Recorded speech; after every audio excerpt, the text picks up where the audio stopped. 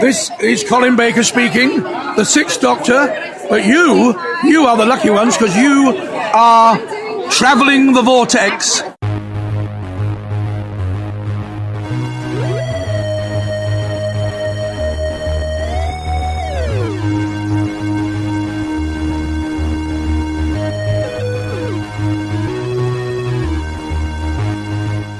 Join the Doctor as he travels the Vortex, and don't kick your computer because we've landed at episode number 227. And another unalienable truth.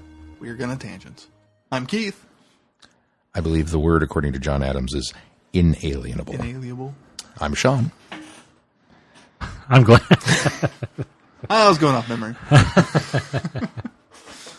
How are you guys? It could be unalienable. That's the argument from 1776. Is there's a huge discussion about, as Jefferson wrote in the Declaration of Independence, it's these unalienable truths, and Adams wanted to correct him that it was inalienable, and Jefferson was like, "No, it isn't." And they have this huge fight over. Well, I went to Harvard. Well, I attended William and Mary, and almost held up the signing. True story. I'd believe it. John Adams was many things. Opinionated was definitely near the top of that list. They would have got that signed a lot sooner had they not broke out into song every, Well, that also was a little distracting. Yeah. And fight a secret war against the apocalypse. Wasn't that? God, I love that movie. Wasn't that Lincoln? No, that's... Oh. No, those were vampires. That's Sleepy Hollow. Oh, that was vampires. That's right, yeah. The four founders were, demon hunters. Oh, okay. According to Sleepy Hollow. I don't watch Sleepy. Did you guys have a good week? They did everything else. Why not? Oh, yeah. Seriously. If you go back and look at the Founding Fathers, this is the most ambitious group of guys. It makes Ben Franklin make a whole lot more sense. Yeah. Well, because, I'm serious. All right. These guys were I'll buy. How? These guys were doctors and lawyers. Not like some of them were doctors and some of them lawyers, but like literally some of these guys had two professions. They Who was a doctor? Franklin? Franklin wasn't a doctor. Dr. Benjamin Franklin. Yes, he was. No. Yes. No, he wasn't. Yes, he was. Doctor. Makes the Masons make sense, too. Makes the Masons I'll give you that one, Keith. No, Franklin was not a doctor. All right, well, he has a doctorate in philosophy, I believe, but he wasn't a medical doctor. No. At any rate. But, these guys did stuff. So much stuff. By the age of, Keith's age. 41, apparently. You're still going on about that, are you? Couldn't resist that one. That's a Facebook joke for you. All right, I'll give you doctor. He was a scientist. If you're not following us on Facebook, you should, because that was an awesome joke. And if you're not following us, you probably didn't get it. I'm sorry. We don't have time to explain it. Franklin was an author, printer, political theorist, politician, postmaster, scientist, inventor, civic activist, statesman, and diplomat. Yeah, he did all that. Master of the occult. According to Sleepy Hollow. And flew kites and lightning storms. And he's the celebrated one. Legitimately, everybody's heard of Benjamin Franklin, at least here in the States. If I remember correctly from Sleepy Hollow, he was a nudist and loved his women. Also probably very accurate. So... Where were we going with this? There's an element. There's an element of truth there. Inalienable. Inalienable. Okay. No, unalienable. These were learned men, and just how learned is still a subject that fascinates me. That they knew as much as they did, and did as much as they did by the ages that they were. And then I look at my life and go, "What'd you do today?" I rolled out of bed. I played some Nintendo. I ate a waffle. I burnt it. I still ate it. Walked to the mailbox in my bathrobe and slippers, and then I went back to bed. It was a good day. That does sound like a good day. What'd you do? A day like that? What'd you do, Keith? We've been packing this week. Somewhat. We really kind of started this week, and then here and there. Did most of the linen closet because, we're not going to use most of those towels anyways. And then started doing more stuff mostly today. But yeah, still waiting on inspections to come back, so we're kind of in a holding pattern. Is it real now that you're actually packing? It's a bit more real. Now that there are boxes with tape and, It's driving me crazy. Because we're in such a tight space as it is. Adding boxes to that just shrinks it down even more. So I'm like, I pack the linen closet and then put those boxes in the linen closet to save space. Just don't forget them. We won't forget them. Yeah. Finished Arrow Season 2. Do you watch any more? I watched a lot of stuff. Arrow was not one of them this week. Man, that picked up at the end even more so. Oh, James McClurg, Doctor. James McHenry, Doctor. I knew there were a there you couple go. in there. Were they lawyers too? Oh, the majority of them were lawyers, of course. No, but I mean, I'm sure there was at least one that was both a doctor and a lawyer. No, none of them are listed Not so that far. way. I think they just list their primary. Nah. Oh, no, we have one that was a lawyer and a merchant. Nobody else is listed with two. Soldier and politician, I suppose. There's one. Pierce Butler. That doesn't seem 1, 2, 3, 4, bit of an 5, 6, 7, oxymoron, 8, isn't 9, it? 10, Well, 11, look at Eisenhower. 12, 13, 14, 15, 16, 17, 18, Probably not both 19, at the same 20, time. No, probably not. 21, 22, They're 23, also fighting 24, the war 25, at the 26, same 27, 28, 29, 30, 31, 32, 33, 34, 30. At least 35 of them were lawyers. So Makes I sense. knew he had lawyers. It was the doctor one that I wasn't sure. Statistically speaking, there had to be at least one, right? I thought There's two. My odds were pretty good, so. There's a farmer, a couple of merchants, an inventor. Oh, that was Franklin. A teacher. William C. Houston. Politician, merchant. So there's a character at the end of Soldier. Season 2 Educator. who I have not liked pretty much throughout the entire show and did a quick 180 for me. Which one? I'm sorry? A character in end of Season 2 of Arrow. Arrow. You know who I'm talking about? I missed half of your statement. There's a He was too character busy focusing most of the on show I didn't like. Okay. And then the last 5 episodes turned around for me. Hang on, I'll go lock myself in the Traveling to Vortex soundproof vault so that you guys can talk about this. John? Nope. I've always liked John. John and Felicity are there. Oh, no. I didn't mean Diggle. I meant Barrowman. Marlon? No, he was only in like one of I them. don't know who you're talking about. I'll just say it because Sean's down in the kitchen. We have Laurel. a kitchen in our studio? Who? Laurel. Oh, okay. When she makes the realization, Okay. and just how they did that, just fixed her character for me. I haven't started Season 3 yet. She gets even better, I think. Which is good because she was pretty bad in Season 2. Ooh. Oh, wait, setting up Season 1, you're not supposed to like her.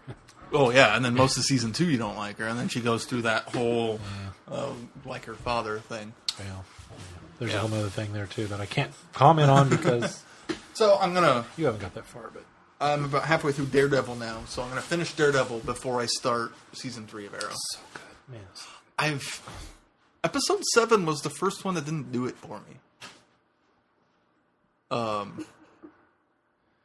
After watching 13 episodes, you'll have to remind or 11 episodes, you'll have to remind me what one that is. The stick.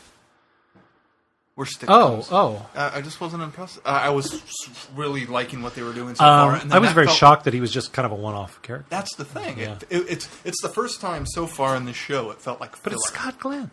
Yeah, it's a great character. I like that aspect, and I like the exploration of Matt's learning to deal with his deafness. Yeah. But it just felt if there was more moving pieces to it than that, I think it would have. It just felt so jarring.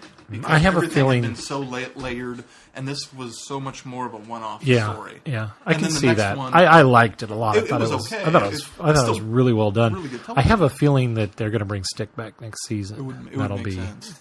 more depth to his character. Yeah, and then after watching Age of Ultron, I wanted more Marvels.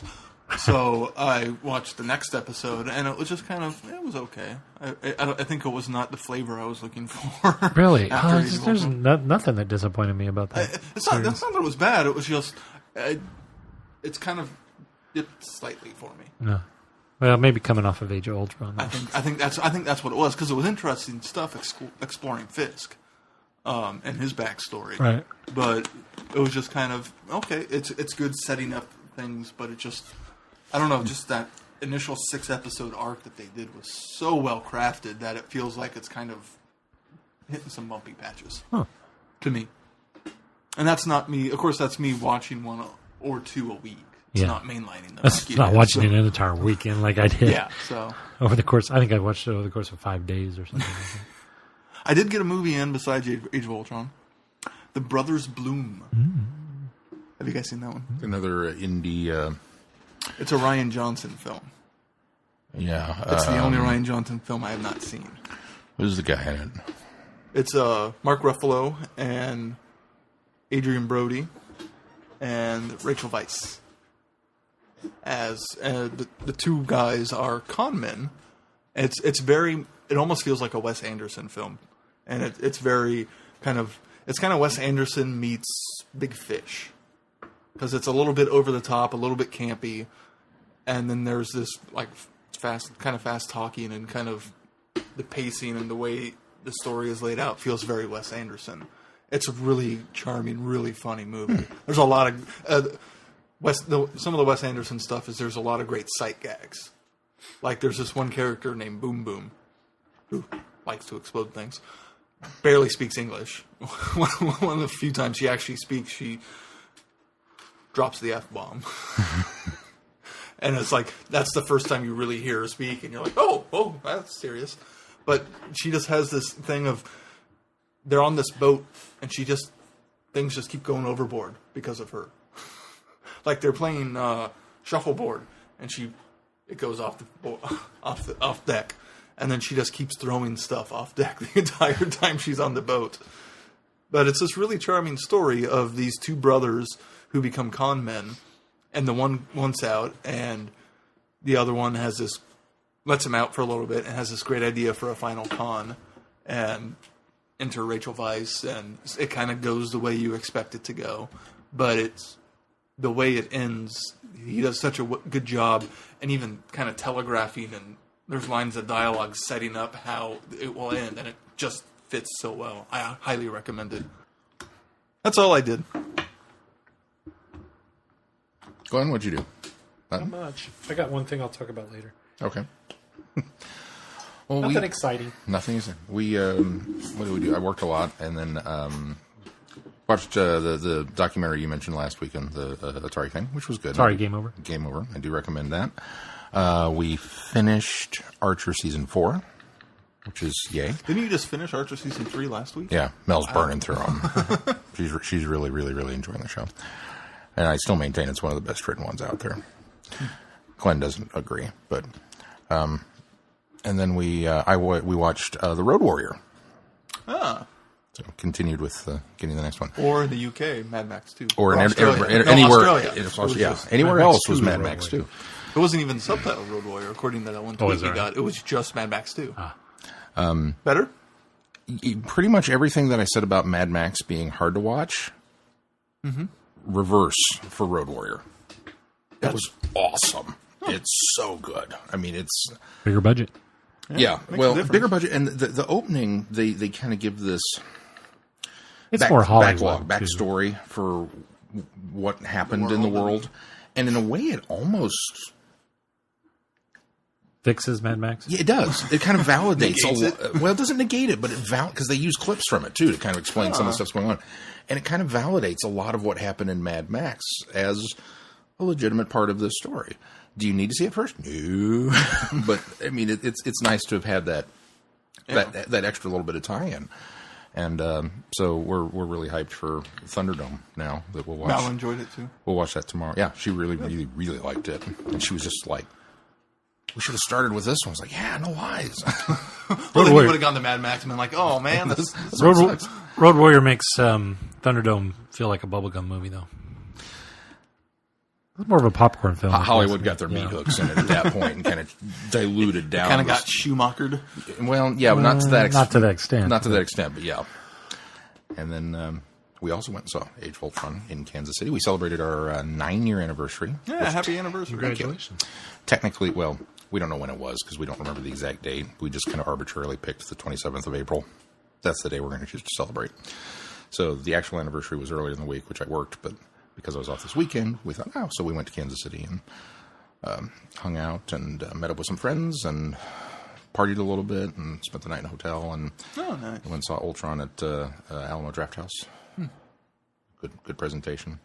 And then went to a tattoo convention that they had, which I didn't know was a thing. Apparently, it's their first year. I remember seeing banners for it when we were in Kansas City last week. Let me tell you, it's one of those things that if I don't know any of these people, but if you were looking to get tattooed, this was a cool thing because you could go and it's good ideas at least. It's like Artist Alley at Planet Comic-Con. It's booth after booth after booth after booth after booth of tattoo vendors waiting to here I can jab a needle in your arm and give you some ink today.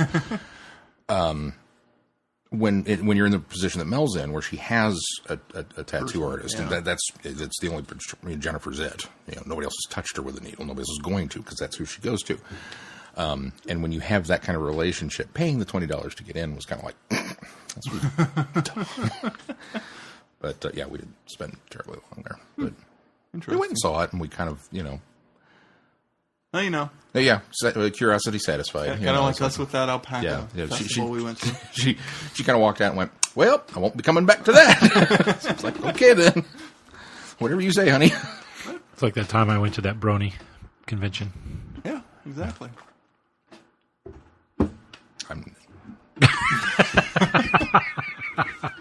It's not for you! Transformers! Okay. Leave my side hobbies alone, okay? His secret addictions.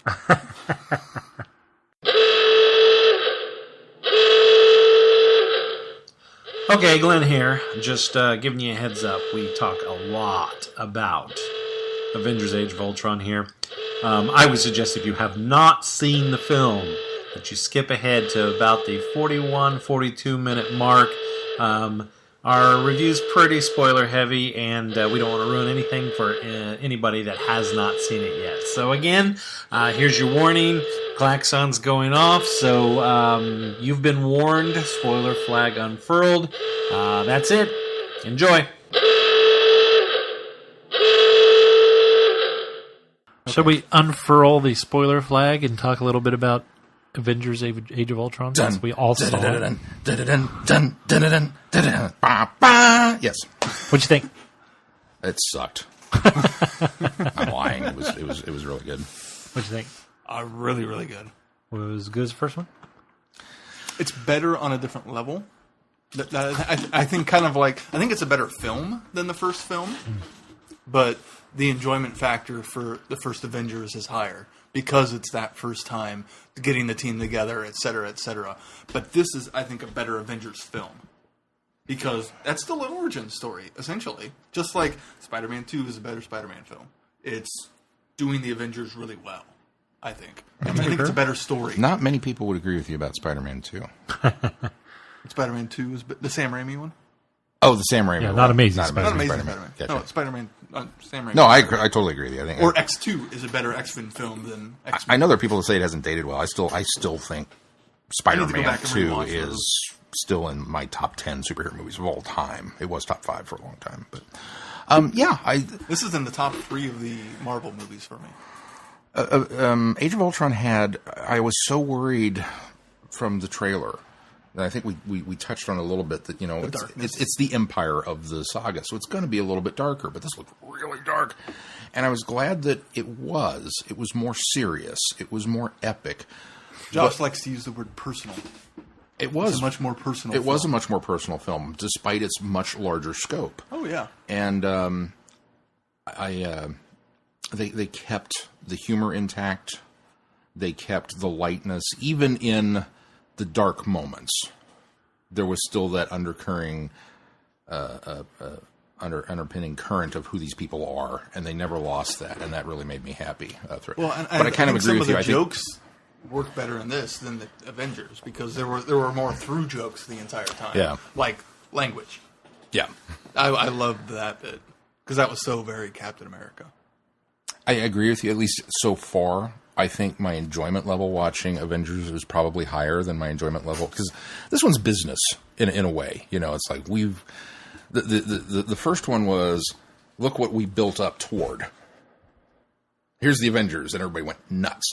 Now we all know that there's this master plan in place and the blueprint and everything like that. So it kind of felt like whereas the Phase 1 of the Marvel movies were laying the foundation for what the Avengers was going to be, now it almost feels like the Avengers 2 is kind of putting up the girders of the framework for what we know is going to come. They had a lot of stuff to take care of. There was a lot of Phase 3 groundwork laid also. Yes. Way more than Avengers had. So, and that's another reason I think it's a better film is because it fits. It's kind of like the 50th. It pays tribute to what came before the Doctor Who 50th, but sets the groundwork for what's to come too. It's that well balanced. I liked it. It was a very enjoyable film. It didn't quite it didn't hit the mark for me though, and I think the only reason I put it top 3. Definitely, but top 3 best. I think our top Marvel 3s are films. different, but number 1 still for me is the first Avengers movie. It's still it's better paced, it's better quality. I think the only thing that I had a problem with this is I'm actually going to go back tomorrow night after I get off work and see it again. I want to see it again. There's so much in there, far too much going on, and I think it's almost a little bloated. There's far too much going on in the movie, and the things I thought were wonderful about it was when Scarlet Witch, spoilers again, Scarlet Witch does the mind trick thing with everybody, and you get to see the little pieces of what they're seeing. And the cameos that they got everybody back to do that. It's amazing that they're able to put that together, but it also makes it very disjointed because it's very difficult to figure out what's going on. And I don't think you're supposed to really kind of grasp everything that's going on in first viewing. So I think it's one of those films that's meant to be rewatched. The other thing that I had a problem with was, while Vision was an incredible character, he doesn't come along until so far into the movie that then we have this epic battle, which I thought was cool. I love the city being lifted off the ground and the idea of dropping it, creating a nuclear impact, wiping out the planet so that Ultron can repopulate. I love Ultron as a villain. I mean, he was so great. The concept of Ultron is cool because it's this AI that believes the way you save the human race is by replacing them with robots. That's genius. That's a great concept. The problem with this is then you've got Vision as a counter, but Vision felt like he just kind of stepped in and boop. I mean, he's the one that ultimately takes out Ultron at the end. And there's no build to it. There's so much Jarvis is dead. Oh no, look, Jarvis is alive. Oh look, now we've put Jarvis into quasi-human body, and now we've got another. Well, he took over what would have been Ultron's ultimate Vision form. should have, Vision should have been a subtle build, and which you can argue that it was, but it should have been a subtle build and crescendoed a little more gradual than a small build and then pop up right up at the end. That felt very rushed and really, really kind of thrown in there and put together. See, I don't. And I wanted to see more of Paul Bentley. It's so nice to see him instead of just hearing. I mean, I blew Mel's mind with that's Chaucer from A Knight's Tale. Which one was Chaucer? The one that did the introductions. I also like the idea that Hawkeye has this secret family. I love what he did with Hawkeye. As with the first film is really told through Captain America's eyes. It's kind of his journey into this new world. But it's very Iron Man heavy. Yeah. And Thor's there, but almost to in my mind, he's the third character.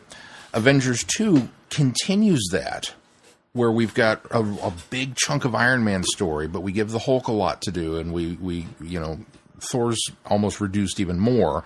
Captain America maybe takes a step back, but then we get huge gains for Hawkeye, and I thought even for Black Widow, I think had some stuff to do. But I think he built Black Widow as in the first film of, okay, here's why she's on this team. Yeah. And then this movie, it's here's why Hawkeye's on this team. Yeah. And I like that he took the time to focus on these otherwise humans, especially when it comes to Clint, that he's the normal dude that doesn't have to be on this team, but feels like he should be. Well, and his great speech to Wanda was so wonderful, and it doesn't make any sense. It's what I have a bow and arrow. It's going through everyone's head, and they addressed it. Yeah, that was great. That was done well. So you have to toe that line between here's this whole bunch of great characters that are all vying for screen time, and now you also have to turn around and introduce a new villain, and now you also have to introduce 2 new Avengers. But to do all of that while continuing that framework for the third is... The Vision thing wasn't huge. They've been not talking about Vision that. showing up, what Vision did. Oh, well, yeah. To prove he was on their team. Oh, yeah. The whole audience on that scene just gasped. That was great because we got that moment, which was been released, months and months and months ago, and it just looks like it's a fun little outtake where, hey, look at us, and we're all trying to pick up the hammer and do our thing, and, blah, blah, blah. And so that scene comes in the movie, and it's wonderful because it's a light moment just before Ultron shows up and wreaks all kinds of havoc with his scary, Pinocchio speech. But then to bring it back at the end was just like, oh. So that was great. I like I said, it was crafted well. There were parts of this movie. There was a good chunk of this movie was crafted really well. It was still just for bloated. And I'll touch on what you said. I think that in writing this story, he felt like he needed to strike a balance with the heroes, and that's why I think the hardest thing to do. Avengers. And that's the problem. Avengers works because there's not that much of a balance. Everybody has something to do. Everybody has a purpose and a goal. But as you said, it's the story through Steve's eyes. Yeah. Is what it is. And Iron Man comes in there. He's sort of the quasi-antagonist for the first film for a while, because it's not even antagonist. It's just more he's rubbing the wrong way against the team, but for a purposefully. In fact, we understand his motives. With this film, I felt that they were trying to balance it so much that they needed a character or two. Again, that there was the heavy that we were seeing through their eyes. We were experiencing this story more from their point of view. And unfortunately, by spreading that out, then again, I feel like I only got little bits and pieces of everybody. I didn't get one solid thing I could grasp onto, as I did in the first movie with Captain America being, the one that really was pulling this whole team together. Here's what I liked about this movie immensely, is that everything that I saw previous to the movie and went in with expectations about were completely shattered by this film because it was nothing that I expected. You touched on a little bit about how it just felt like it was going to be so dark, and there was going to be this conflict within the team, and Tony against the other guys. And while it kind of goes down that road, you never feel like there's this whole division of the team, that there's this whole pulling everybody apart. You never get that feeling. You still get the feeling that these guys have been they've been the Avengers, they've been doing these missions all along, which is what the first part of the movie sets up, is that this is old hat for them now. They do this kind of thing. And that was great, too, because we didn't have to spend any time getting Thor to Earth. And we didn't have to reassemble we just, them. Right. Oh, we're cleaning up after Hydra. Okay, cool. Oh, and Agents of S.H.I.E.L.D. sucked us up. I was so wrong last week. I was so wrong when I said, you know what? Everybody's expecting this grand setup, and we're just not going to get it this year. And cool. The last 10 minutes of Agents of S.H.I.E.L.D. this week, I was going, yes! Sorry, that's a whole other story. But I really, in summary, thoroughly enjoyed the film. It's got the right wit and humor. It's all there. It's the same thing from the first film. It's that the characters were quite enjoyable. This is what had me the most excited about this is a comic book movie. This is how the Avengers is done in the comic books. You bring in all the characters, you beat the snot out of the bad guy, you win as a team, and you move on. And there is a lot going on, and there's nobody going against the whole where I said you need somebody to kind of walk you through as a film.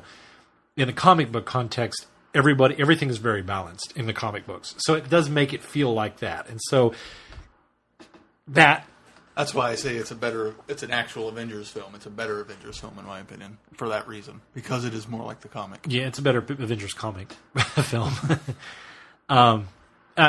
This is the other thing that I have to say about it is I'm trying to rail back on my criticisms of the film because I did enjoy it. I came out of it. The kids and I were talking about all the great things and the nods. I loved all the fan service that we had. I did enjoy the setup. I just felt like that was one of the things that added to the bloat was we were setting too much up. Well, we even got the name drop. We got the Wakanda drop. Wakanda. We got the the whole character that it's pretty much, it's not confirmed, but highly rumored is going to be in Black Panther. So it's one of these films that, and the first Avengers movie, while I walked out of it and said, a whole lot of fun and a great film, this one I walked out of went, a whole lot of fun and a good film. The first movie, I said, I really got to see it again to kind of absorb everything. This one, I think I really have to see again in order to absorb everything. And now the other thing, I can go into it knowing what to look for, what I felt like I missed in the first time through. I can go into it again, and it's got rewatchability. I can go into it again, and I can pick up more things that I can kind of like Guardians of the Galaxy. Next week, I probably will have enjoyed. I might have elevated this to a great film once I've seen it the second time. Unfortunately, you know me. On first viewing, you have to make an impression on me first time through. You have to make an impression on everything has to hit the right mark the first time through for me to say that was a great film. Was it just me, or was it the dream sequence in particular? The dream was more of a setup than the pool. But I feel like we missed the... This is one of those instances maybe where, as a dumb viewer, I would have liked when he went back into the dream for them to have really honed in on what image it was that gives him the clue that this is what needs to happen with Vision. Oh. And we didn't. He goes into the pool, and he goes into the dream, and then he's kind of out of the movie for 15, 20 minutes. And then shows up and knows what to do. And shows up and Frankenstein's the coffin. So like, that was a cool effect when they're trying to get it finalized, and he comes in and smashes the hammer down the coffin, just charging it with energy. That was incredible. But and then he gives his rationale. Well, I saw this and blah blah blah. Or maybe had they given us that actual image, then it wouldn't have felt so much like setup and wasted. The only thing that Mel and I could come up with was the gems lined up in the almost ghostly hand-like apparition of the nebula behind them. That it was like the gauntlet's coming. But that's not in the revamp dream. Yeah. Did anybody expect the Mind Stone to be in? No. Well, I actually kind of had suspected. I didn't expect it to change colors and everything because there was so much speculation, at least online, that if the Tesseract is a Infinity Gem, what's Loki's scepter? And it just made sense that since he was controlling people, that it was the Mind Gem. It didn't surprise me. It just clicked into place once it happened. I was like, okay, yes, that makes sense. Were you surprised by the Mind Gem being? No, I think maybe this is one of those things that I was spoiled on and didn't know that I was spoiled on it. But from the moment he walked out with the scepter in the first Avengers, it was just kind of like, well, that's got to be also. And I'd heard somebody say that it was a Soul Stone, which didn't make any sense to me at all because they didn't have anything to do with souls. It had to do with taking over your mind. And then for them to actually name it in this film, it's the Mind Gem. I was like, oh, cool. That makes sense now. But yeah, no, I totally knew the scepter was a... now, I had no idea it was an Infinity Stone. I thought it was something of alien power that obviously let him control minds. It gave me the impression that it was... whatever was feeding it was fueled by the Tesseract, is what I thought. I thought that... Because I heard that argument also. Yeah. So, it wasn't until my 7-year-old son,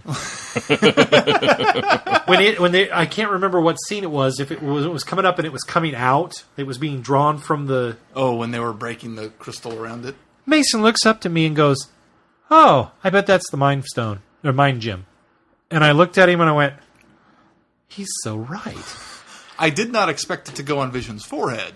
And I said... That surprised me completely. Well, Vision has I know. I just thought it was just a painted design. So I didn't realize that's what it was. He says that, and I went, that makes so much sense why Loki would able to control people's minds. And it was like this, oh my gosh, my 7-year-old son just schooled me in Marvel Comics. And I said, how did you know that? And he said, well, there was that whole story in, and you remember me referring to Superhero Squad that he used to watch that was these really simple, dumbed-down versions of the Marvel comic arcs that I watched as a kid. He goes, it was from Superhero Squad. That was the gem that controlled minds, so I only assumed that had to be the Mind Stone, and I went, I feel so dumb now.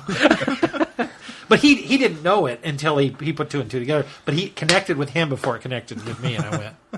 So now, how powerful is Vision? Because he's got an Infinity. He's got an Infinity Stone in his head, and a body essentially made of him. vibranium. Well, that was probably my only complaint with Vision. His body is made of both the organic material and vibranium. It melted together. It's that meshing of Is my biggest complaint so far with Vision is that he's too powerful.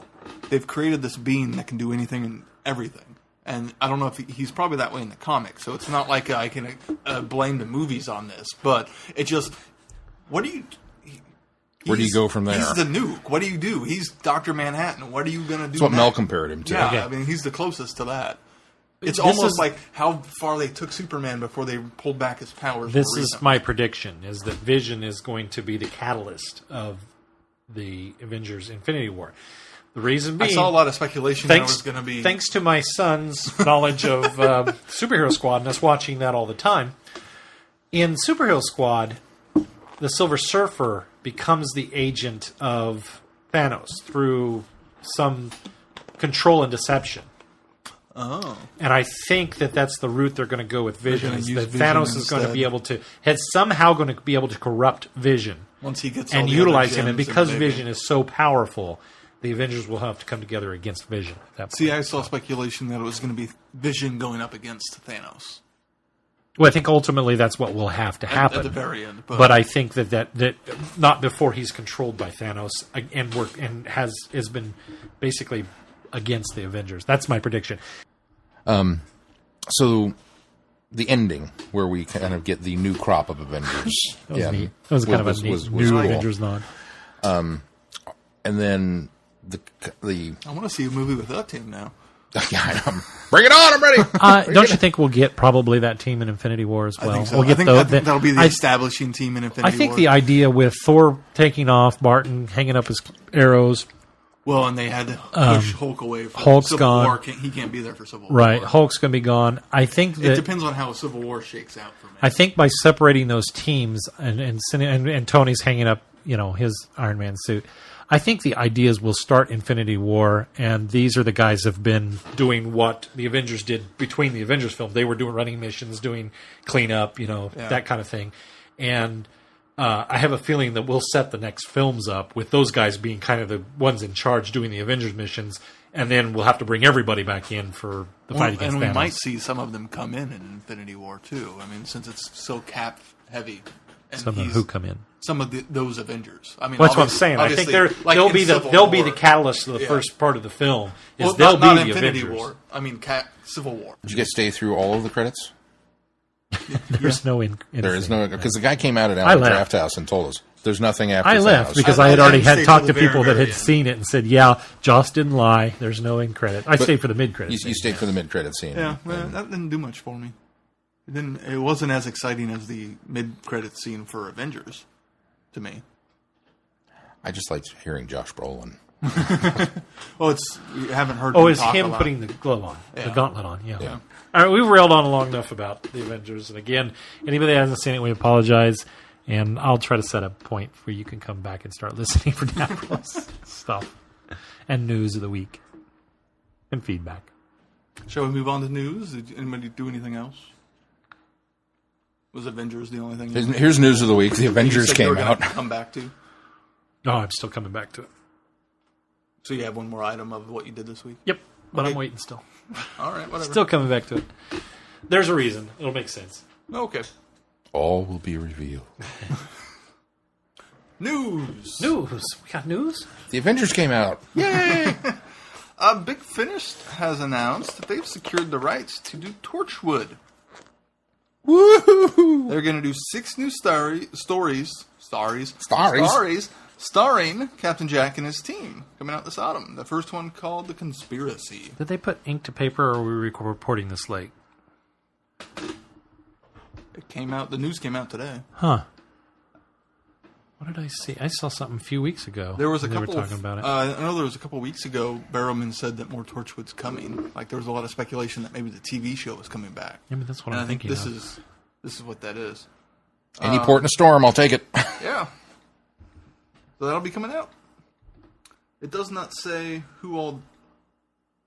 It does not confirm who all is going to be on his team, so we don't know if it's post Miracle Day, where it's going to be set. Ooh, that's an The interesting. new series of audio dramas will focus on different members of the Torchwood team, exploring the impact that a mysterious event has on them. So it sounds like all 6 stories are going to tie together. Okay. And the entire reign is called Conspiracy. Torchwood: The Conspiracy. So no word on who all is coming back for it yet. So Other than John Barrowman, more than likely. Maybe somebody speculated. definitely. Maybe somebody speculated on this. I can't find the article, but I saw an article like 5 weeks ago. Nope, this was a big finish announcement. Yeah. No, I see it all over the news feeds now, but I read it must have been a speculative. It must have been tied in when you were talking about everybody was wondering how it was going to. Barrowman made some offhand comments about more Torchwood, and it must have been a speculative article that I read that Big Finish would be the likely home for that. Makes a lot of sense, It does make a lot of sense. especially now that they're doing a new line of new series unit stories too. So. Well, and the genius of this is that, if they're successful, they can do what they've done with Doctor Who and pull actors who are not on the show anymore. Yeah. And do stories that are set within such and such time frame,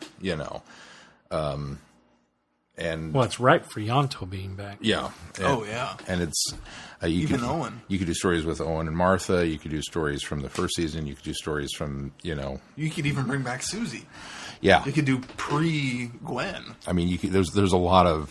Although it sounds like it's going to be an overarching story. Well, that's why I said this one. I think they have to be very calculated with who's in it and when this one's set. That's what it was. Okay. Just to be able to, you've got to kind of like bringing Coulson in. You've got to have that established base first. Yeah. And being that Miracle Day really left a sour taste in everybody's mouth, They have to don't think they'll fix set that. them after that. I could be. can't see them going. Just because we don't know what's going to happen with the Torchwood license going forward, it makes sense to me that it would be pre-Miracle Day. That would make sense too. Okay, it was Castor Boris. John Barrowman has revealed during a press conference promoting the latest series Arrow, in which he is a series regular, that Torchwood is to return. At this stage, it is to return to radio. That's where I was radio. I was connecting Big Finish with radio immediately. The medium in which the last adventures were aired back in 2011. That's where I connected immediately when I read radio. I'm sure I connected Big Finish. Went, okay, well, Big Finish will produce Well, it. must be Big Finish. I knew that I had that connected a long time ago. This was back in January. We're on radio. Big Finish January produces this 14th, 2015. I knew that was a long time ago.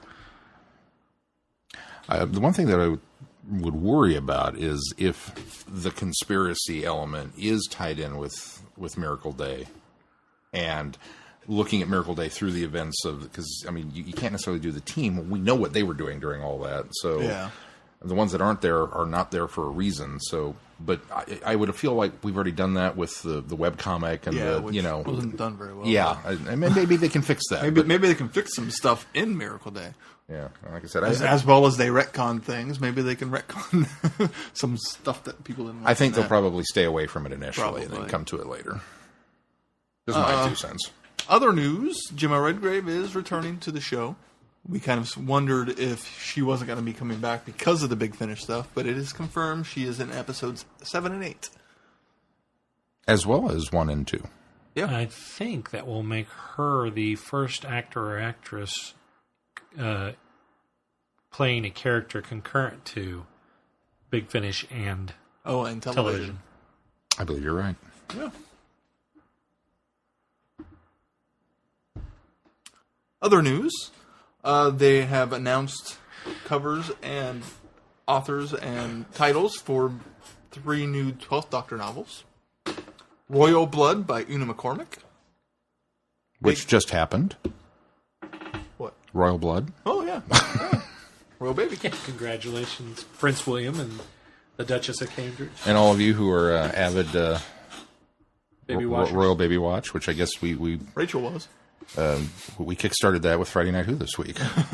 Yeah, because that news broke during She was very happy. She was like, "Oh, thank you for keeping me up." Can we talk a little bit about Royal Baby Watch? Because when George was born, I remember the lead up to it was like months, and like it was all over the news feeds, and everything was happening, and there were people waiting outside the hospital, and they were watching for the cars to come in, and people were wearing all their regalia, and they had all of their like Royal Baby Watch merchandise and banners and flags and things like that. And then I knew this time Kate was having a baby, and then she had a baby. And there quick. was hardly any lead up to this. I one. wonder if in the UK there was more. Maybe. Because, Sarah and I were talking about this when... Maybe If it was on your radar this time, you... Yeah, maybe. And I think even the lead up of, she's going to pop any time, in the US was probably lessened by Baltimore. Baltimore has saturated the news, especially in the past week. So when George was born, maybe we didn't have so much going on. I think there wasn't such a big, hard news story. Makes And sense. even in the UK, I think it was probably less because of the elections coming up, too. Yeah. So it was a balance between you got election and baby, and that was probably most of it.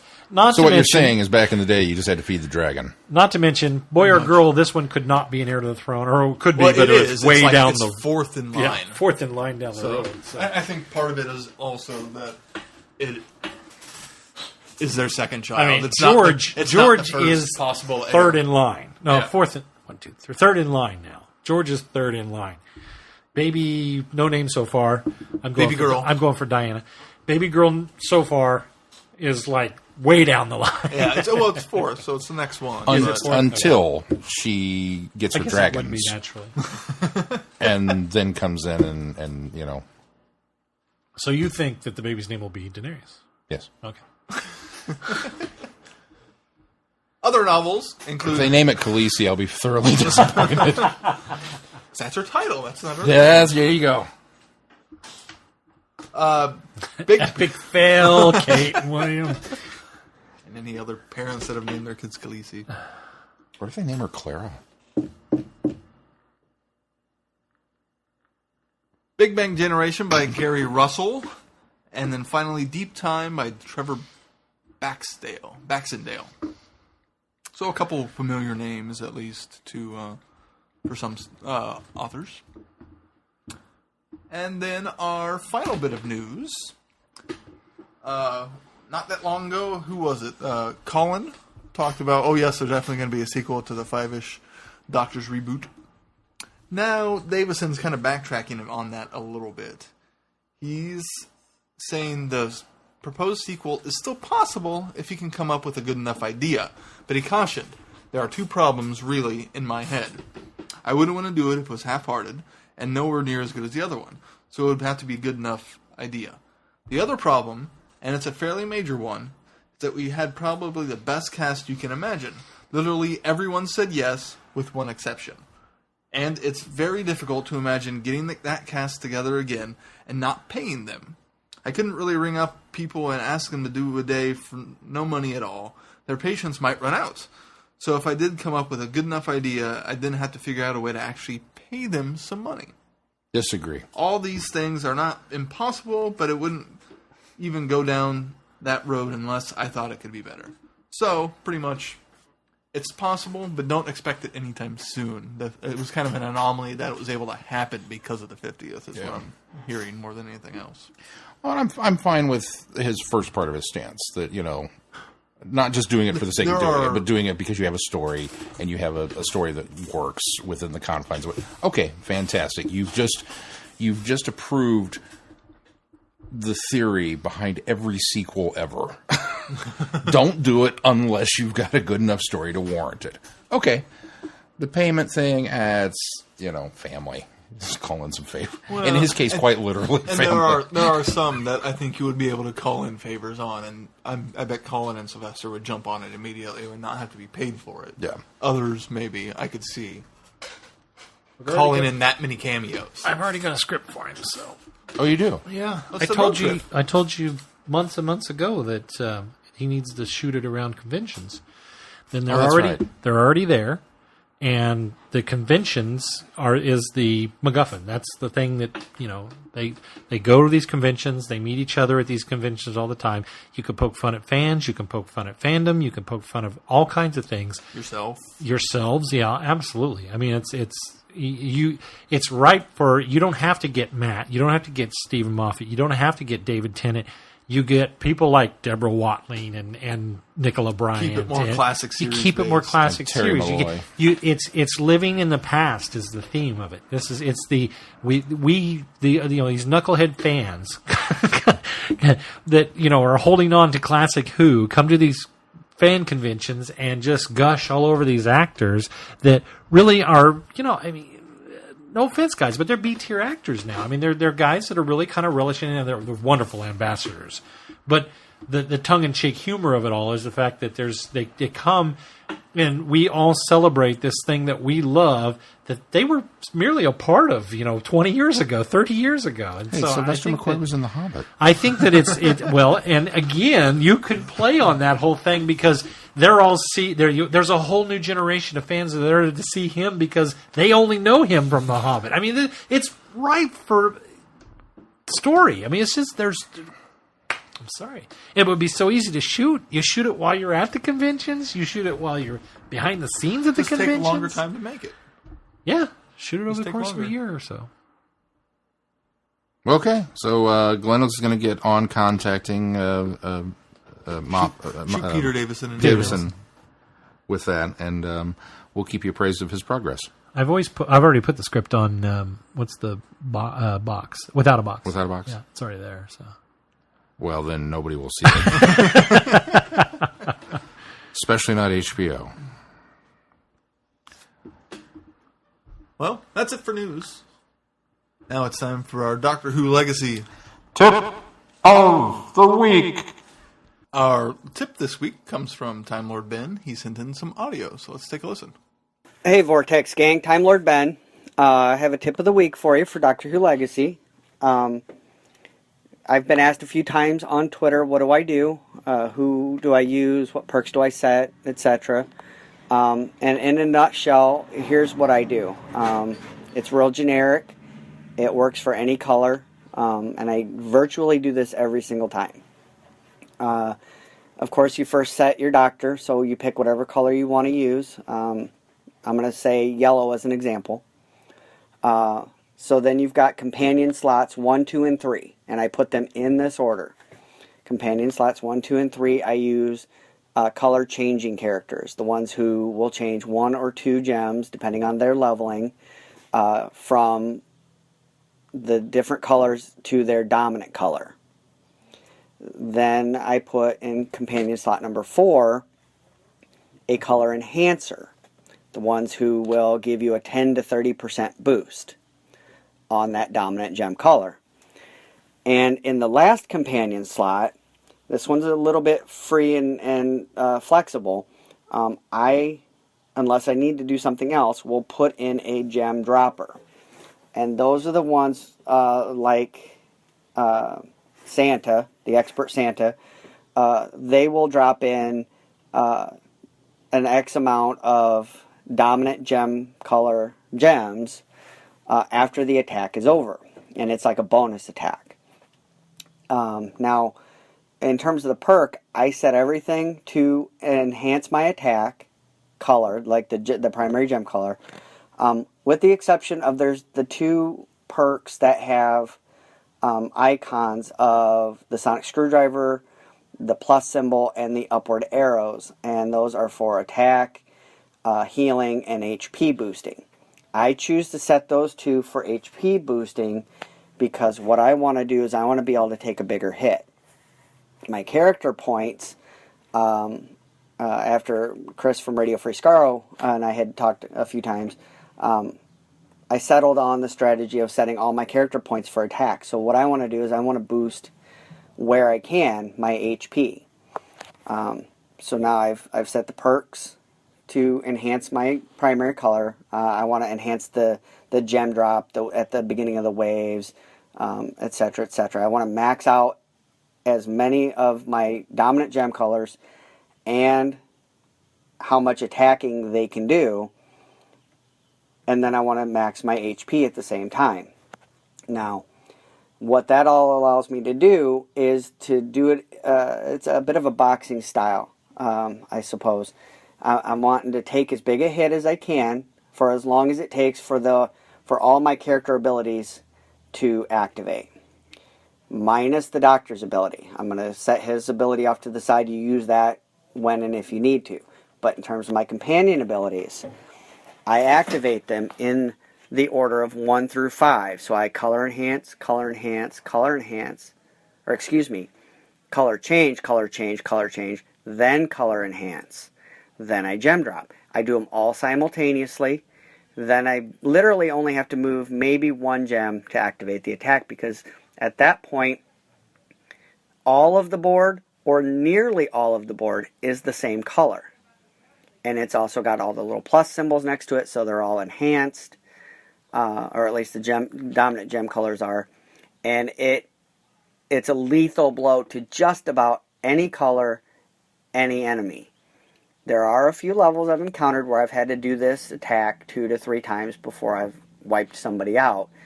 But as a general rule, you can literally overwhelm somebody by doing this.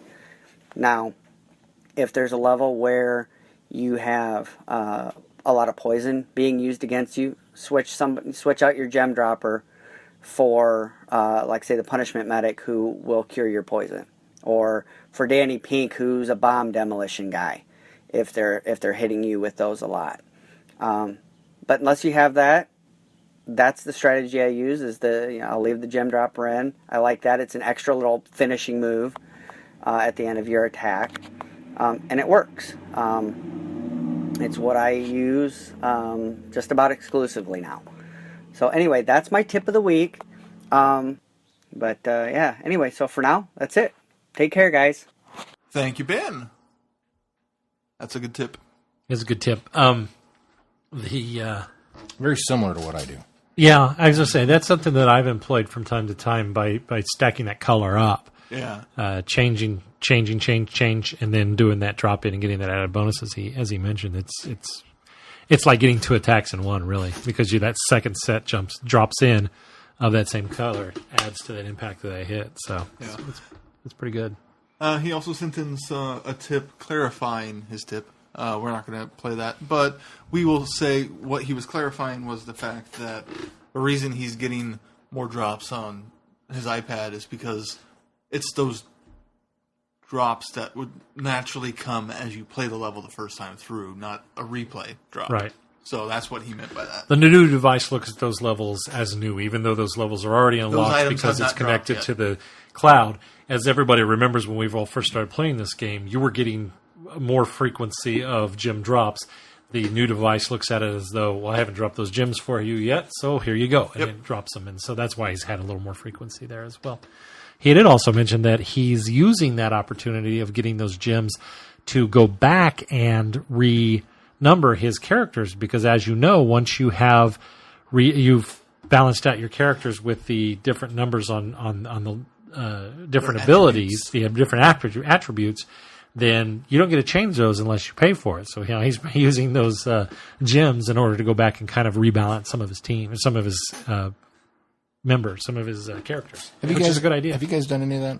Have you gone back in and decided, did I screw that character up? I'm going to completely redo it. And No, I did. I've evenly attributed the points. I did on 2 characters until it occurred to me that there were so many repeat abilities that I could just go in and find the person that had similar abilities and rebalance that character where I needed it for that certain team. So. I did do it because I was initially building my team and my characters factually, so Martha. Okay, she's a doctor, so she should be great at healing. And I would throw all the points into healing. Or, Rory's a nurse, and I would do that.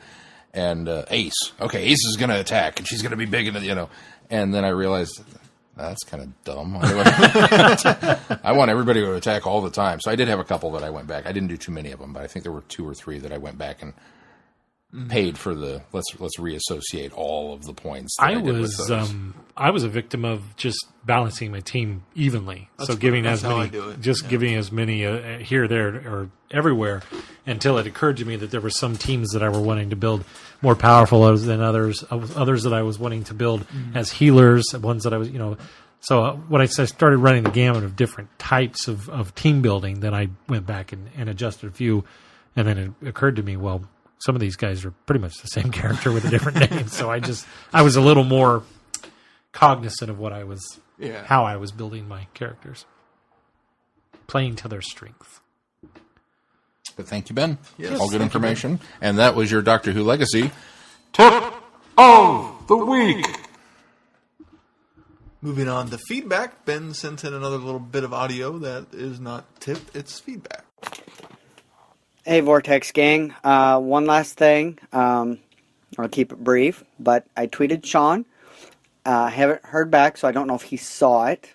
But I was on Amazon the other day, and just for giggles, I searched for something I've been kind of keeping my eye out for, but hadn't really looked at it in a while. Of course, they had it.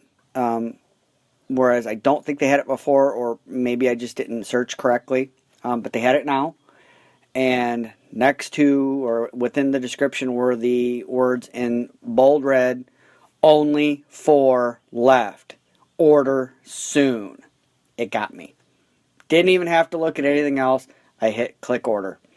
So I purchased, very much on impulse, the smartphone-controlled canine toy.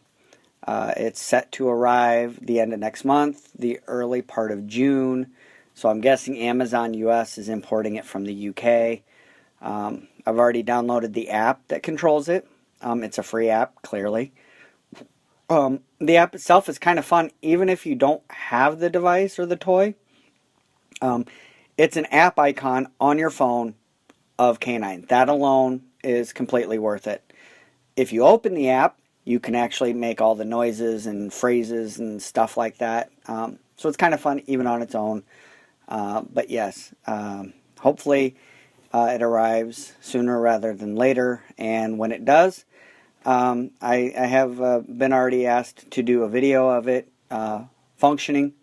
So I will make sure to put that out there as soon as I get it. But anyway, Sean, and I know all you guys are fans of K9 to an extent, but Sean and I are simpatico in that K9 is awesome. So anyway, that's it, guys. Take care. I hope you guys have a great week. Thank you, Ben. Thank you, Ben. I'm now going to look for this app.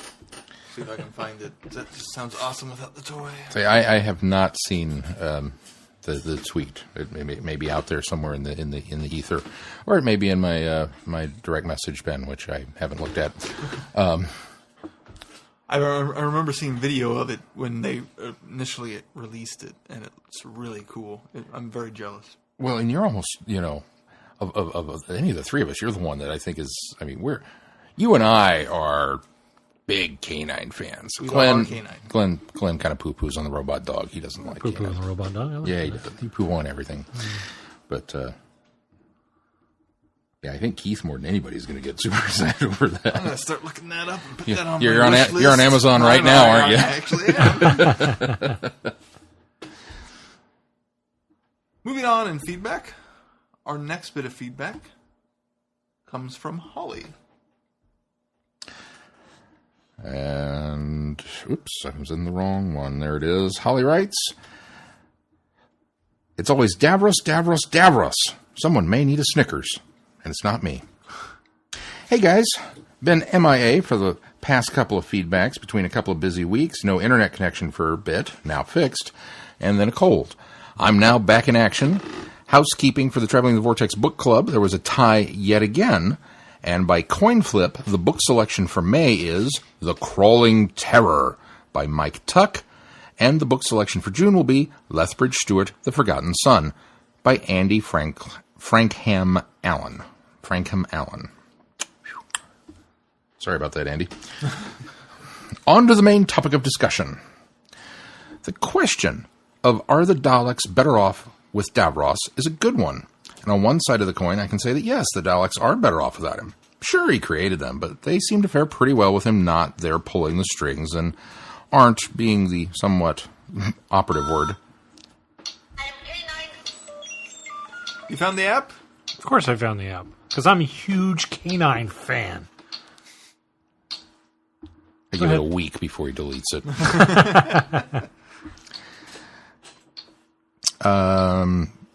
And aren't, being the somewhat operative word, as destructive as they normally would be if the Doctor or the Time Lords aren't around. But then there's the other side of this coin, where he is kind of needed because of how many times he has shown up with a new and improved model of the Daleks. Not that the Daleks haven't come up with some of their own special modifications over the years without his help. The two of them almost go hand in hand. The question of is Davros better off without the Daleks, I'm going to have to say that's 50-50. If he didn't have the Daleks, who's to say that he wouldn't have come up with something else to try and take over the universe? What that clicking was. I thought you were doing that on purpose. I'd thought so too. I thought you were just doing it just to annoy me. No, I just heard that clicking. I was like, what's clicking in the background? Oh, it's the canine app. Yeah, give it a week. Oh, I found it. The toy? The app. Oh. Found the toy, too. How many left? 2. Ooh, you better hurry up. How much is it? $89.99. Ooh. That's a stiff punch. Yeah. Wait, Glenn, put your credit card away. What are you doing? You're going to break Keith's heart. Don't push. Oh. Did it update? Is there only one now? Only one now. Yikes. Better move quick. Sorry, Holly, I got distracted. Who's to say that he wouldn't have come up with something else to try and take over the universe?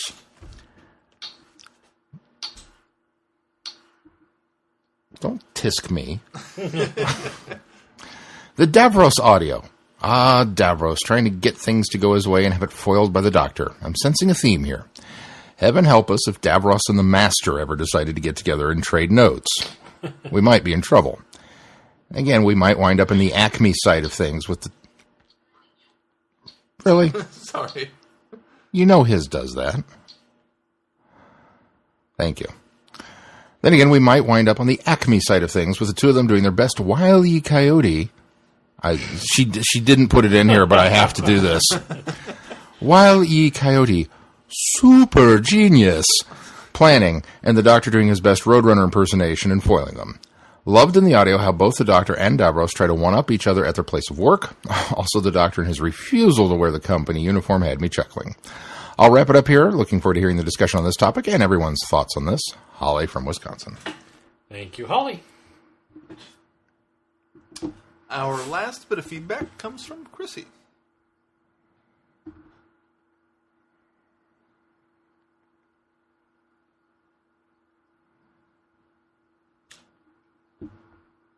I'm locked up. Oh, okay. I'll read it. I thought you were ignoring us again. I'm trying to get... Oh, wait, no, it broke free. You notice Keith and I were both expectantly paused, going... And Glenn's just tapping away on his canine app or whatever's going on over there. We're like... I'm still froze up. Go ahead. Okay. Siri, stop sucking. Chrissy writes, The madness of an evil genius. Dear Vortex boys, holy cow, Davros. Both the character and the big finish play. I'm just going to throw this out there right now. Davros as a character is so much more interesting without the Daleks than he is with them. But he will never give them up, I think. I understand why, like I mentioned last week, I listened to Davros for just a little extra material in going into this week's podcast. Without giving too much away, in case you all decide to review it at a later time, that series of stories gives so much more information and character to Davros, and it's completely without the Daleks. However, you can see the events in his life that led him to be the one to create the Daleks, as well as how he comes to be such a megalomaniac. It's absolutely chilling and fascinating at the same time. Davros is completely obsessed with his creations. That's why he keeps running back to the Daleks and demanding that they follow him, even though they're, for the most part, moved on without him. He almost doesn't care that he and these other people are willing to hang on his every word in the company of Davros without the Daleks. It's like his life is totally meaningless. It's not that he needs them to do anything for him, but he needs that constant reminder that he created them, and his scientific achievements means something more than he's utterly crazy. It's his validation in life to be the creator of the Daleks. He could go on and on. He could go on and do something else, but he never does. That's why he's convinced himself he needs them, even when they turn on him. Honestly, it's pretty sad. That's what I've got for Davros. He could be better without the Daleks, but chooses not to, which just adds another layer to his character and makes him that much more interesting. Hope you all have a good week. Chrissy. Thank you, Chrissy. Here's what else I did this week. I too listened to Davros, and that's why I was holding off. Because I did not want to steal Chrissy's thunder because she listened to it, and she's the one that tipped me off about it last week. Actually, she didn't tip me off about it. I knew about the Big Finish series, Davros, and I've always been interested in it. And when she brought it up last week, I thought, I think I'm going to listen to that too. And I too will not go into a meaty review of it because it is something that we'll put on the schedule at some time. However, I will say... And Chrissy, you're so cute with, in case we review it at some point in time down the road. I will say that it is a tremendous series, and we're going to review Davros soon, but Davros actually fleshes out a lot of the flashback stuff that we get in Davros a lot better. Well, I say better. It really builds around all of that, and pieces of those flashbacks could be lifted from Davros, but they aren't. In fact, they're done kind of around the pieces that we get, which I thought was kind of neat. And it really, the best thing about this story is it does not give a sympathetic bend to Davros. It doesn't give you the, society turned him that way. Oh, good. Or his mechanics of living turned him this way. Or the reason he's this way is because of a sheltered life where his mother does have some machinations, but it is really kind of the surroundings around Davros and not necessarily what molds him to become what he is. He is always destined to be the megalomaniac that he becomes, and this is just the crescendo leading to that point. And it wasn't that Davros fell in love with a thrall who then cut his wings off. Exactly. That's exactly what it was. You're exactly right. It was not Maleficent. So, well, Davros couldn't have lifted the Davros stuff because Davros is the first Big Finish. No, that's what I'm saying. Oh, yeah. That's why it builds around it.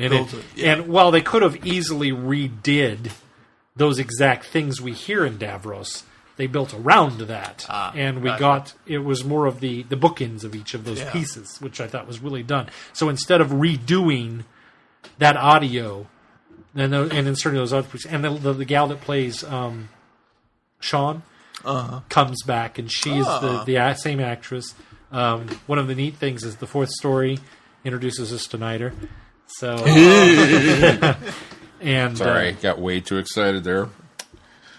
Anyway, that's my mini review, and obviously we'll talk more about that when we do. But it's quite enjoyable, and I'm looking forward to us reviewing this in the podcast. And thank you, Chrissy, for giving me the idea to go and delve into it a little more. Hopefully, I won't let it taint my review of Davros, and unfortunately, lend to my discussion of why I truly believe that Davros does not need the Daleks. I'll try to stay a little pure. Well, let's move on to our review of Davros. TAI stock has shot up over 15% on news that galaxy-famous scientist Davros, controversial creator of the Daleks, has been hired to work on unspecified technological projects. Davros has been given the chance to redeem himself. Humanity stands on the verge of a new era, but it needs the help of the galaxy's greatest ever scientist. But Davros is dead, isn't he? From the bunkers and shelters of ancient Skaro to the gleaming domes of future Earth Empire, Davros has always been a man of destiny. Now he's working for mankind's benefit. But how much do we really know about Davros? Has Davros really turned over a new leaf? The Doctor certainly doesn't think so, but is the Doctor always right? Dun, dun, dun. Sean didn't like it. Is that what I'm supposed to say? Yeah, you were going to say that anyway. This is, for me, as good as Master was. No. Really? Yeah, I won't go that far either. See, I think if I were able to rank the 3 stories that were done for the 40th by Big Finish, by taking, 4 technically, Zagreus I think is its own realm, but I think this was better than Omega, but not as good as the Master, or as Master. I'd probably agree with that. I think Master was probably more of an inventive story. It tried to do something a bit more new. While Davros starts to try to do something new, he eventually falls back to that same character we know and hate. Whereas Master, even through the very end, he's not himself. They tried a different approach with the character. And this is just more of fleshing out his backstory and giving him depth. If we had listened to these 3 together as when they come out, the interesting thing about this is Omega tries to paint a story of, as we talked about, it was a situational thing that caused Omega to become who he was. Yeah. It was basically it was a jilted background. It was a if you like to believe this it was Rassilon backstabbing him that really kind of created Omega. It was something that had happened in his past that turned him. The Master was a little different entity because of the fact that the Master was taken away from being himself and put in this little pocket, and we explore the Master as a character without him being the Master, but still having that under the belly, just under the surface, the Master still being there. So we had quite a different take on this. With Davros, it's a Davros story. It really boils down to the fact that there is no... While we get some of the painted background that we feel is developing the reason why Davros is the way he is, we don't get anything but nuggets. And it really only delivers on telling us what kind of person Davros ultimately is. And the interesting thing about this story is the 6th Doctor continues to tell us who the Davros is. And he's right from day one. He is warning these characters in this story of what's going to happen. He's putting this man, this humanoid, in perspective and warning them all throughout this that this comes to no good end. That Davros is always this way and this is what he's going to do. And he tells us the whole time what's going to happen, and ultimately it's what happens. And so I actually enjoyed the story for that because we know Davros. We know how we listen to a story about Davros and we know exactly what Davros is going to do. And this story does not trick you into thinking you're going to find something out new or it's going to reveal you anything different because you have the Doctor doing the same thing we're doing, going, Davros is evil. He wants power. He's going to find any way to do it. And with the 6th Doctor, screaming the whole time, no, this is what... And then having to play along and go, okay, well, I'll go through the steps. I actually kind of like that idea of the story that the 6th Doctor all along is going, if I could just get it through. Well, I know what's going to happen, but you're going to have to learn for yourself. It's almost a bit like Victory of the Daleks in that way. Yes. The Doctor showing up and the Daleks are bad, they're evil, etc. It's very much in that realm. While I expected him to kind of revert back to status quo for Davros, I, for a while, kind of bought in of the idea of, well, maybe he might try to turn over a new leaf, or at least explore the idea. And so the attempt, what they tried to do, worked on me. I think that's where they were going with it. Yeah. I was trying I kind of, in the back of my head, always knew, well, he's not really going to turn a new leaf, but maybe he won't be. It'll be just a different leaf. Maybe he'll try to take over the galaxy, but in a little different of a way, which he kind of ends up doing, but tries to do. But it's still kind of different. It had me hook, line, and sinker. I think I would have probably fallen into that trap had the Sixth Doctor kept going. The Doctor, Had he tricked the Doctor at any point into thinking that there was a chance? If the Doctor had questioned at any time during this whole story, if the Doctor had any doubt that he was wrong, that the Doctor himself was wrong, I might have fallen into that trap. But the Doctor was so certain from square one all the way through this story that this isn't going to end well. The best you get from the Doctor is, we'll see. Yeah.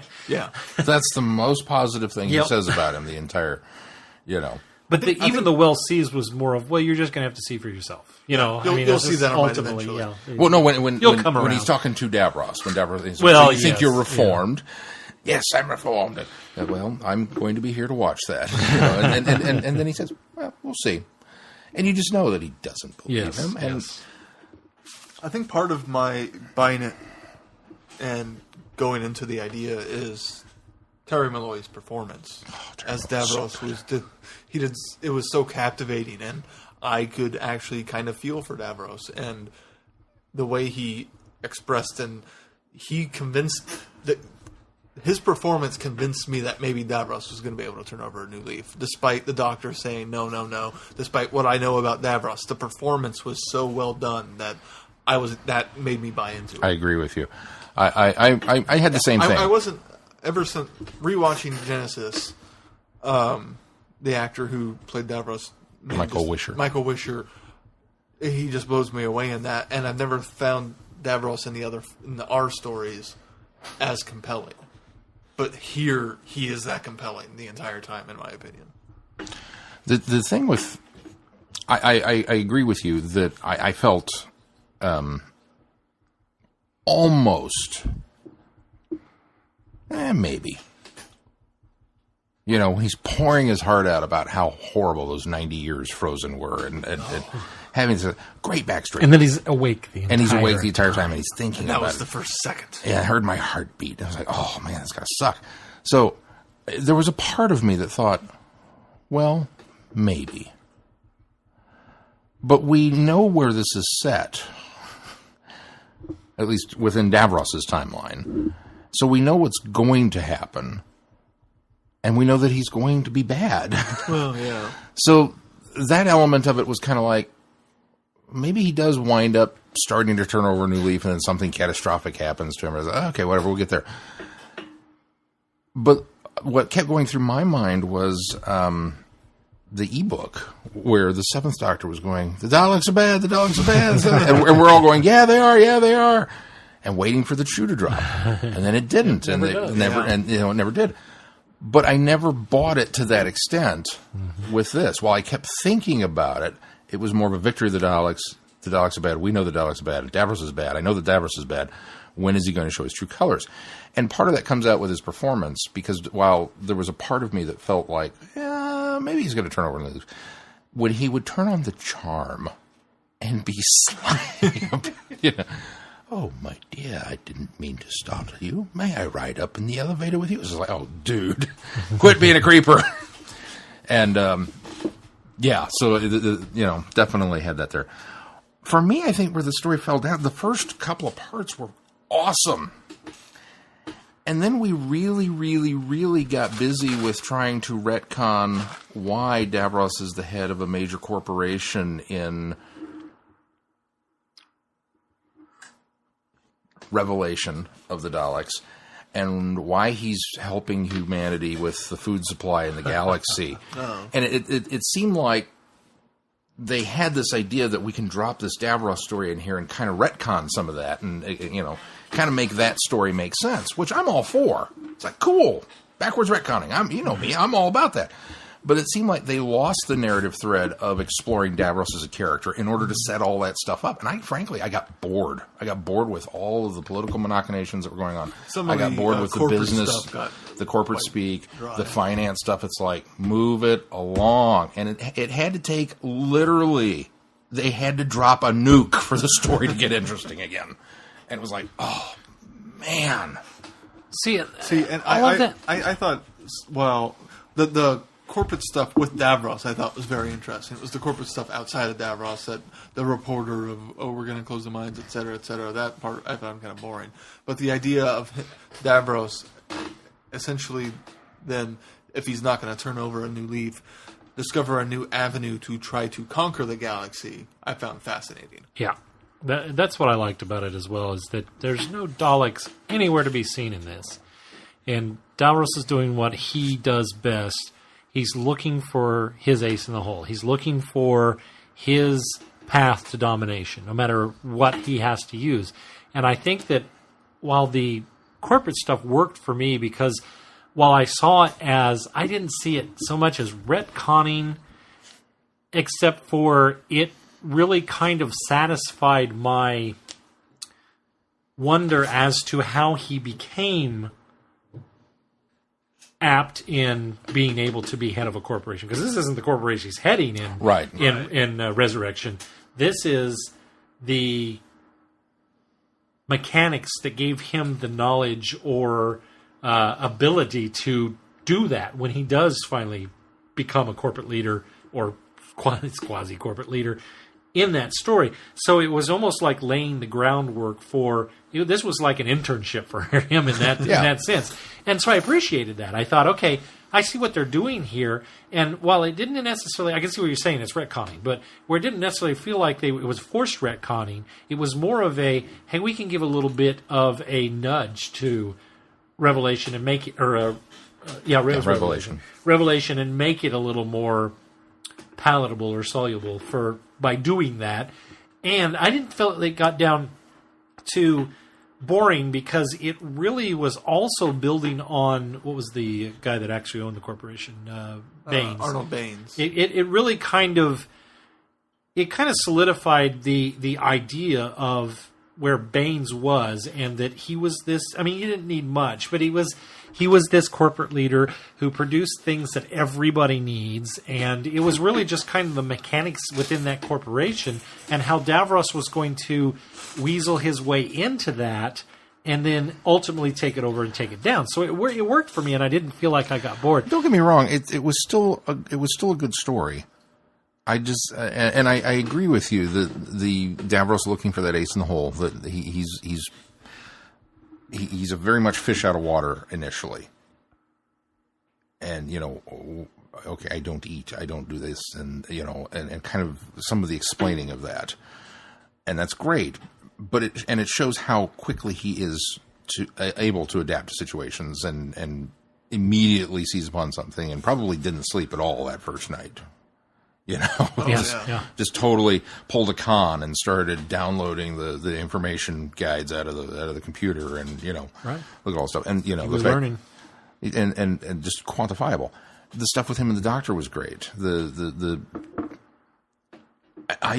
this is one of those things. Back to his performance is when he tells the doctor that you're probably the closest thing I have to a friend. I bought it. And I don't think he was making it up. I genuinely think he was. And genuinely, when he tells the Baines that the doctor is his equal, he genuinely means that. He does not believe that he is on a higher level or higher tier than the doctor. I think he genuinely believes that the doctor is his equal. And he sells the doctor that way, which I think was phenomenal. And I think that comes even down with to a little bit of story cross stuck in his throat saying it, It comes down to story and performance. I think Malloy, he has embraced Davros and really turned Davros into a very interesting character that I think that the television series struggled with doing, with putting Davros in almost silly situations sometimes. Malloy's interpretation of Davros in these Big Finish stories, the one where the Eighth Doctor, and he has the capsule, he's actually developed a capsule, and he talks about how he's mutated Earth and he's taken over. Malloy he's got it. He's nailed the Davros character, and Michael Wisher will always be my favorite Davros, just due to the fact that he was the first, and he was my first Davros. Agreed. But Malloy is so wonderful in the role, and I think that he's really developed Davros better than any other actor that's played him. He's gotten better opportunities. He certainly has. And Big Finish has afforded him those better opportunities. I just, as good as all of that was, I feel like somewhere along the line when the writer figured out that, okay, we're going to tie this in with Revelation. So knowing where we're going to wind up in Revelation, he had this checklist. And he was like, okay, what do I have to do? Davros has to have some knowledge of finance. He has to be able to cure galactic hunger. He's got to do this. Oh, and he has to wind up as a head. And so as the story progressed and we're kind of going through things, in my head I'm going, check, check. Oh, spaceship crash! And there's the last one on the list, you know? I did, but he doesn't end up as a head because he really wasn't the head. Well, yeah. So. I felt like it was, I don't know, it was too forced. I really, really felt like they were hammering on the head going, look what we're doing, look what we're doing. It's like, yeah, I see, that's cool, leave it alone. Just let it be its thing, and I'll come back and go, this was the greatest thing ever because it lended validation to Revelation, which on the surface is kind of a silly story. But, you know, and even though the Daleks aren't in this, I thought it was really interesting that the specter of the Daleks loomed throughout this thing. Because it's a Davros story, we kind of expect them.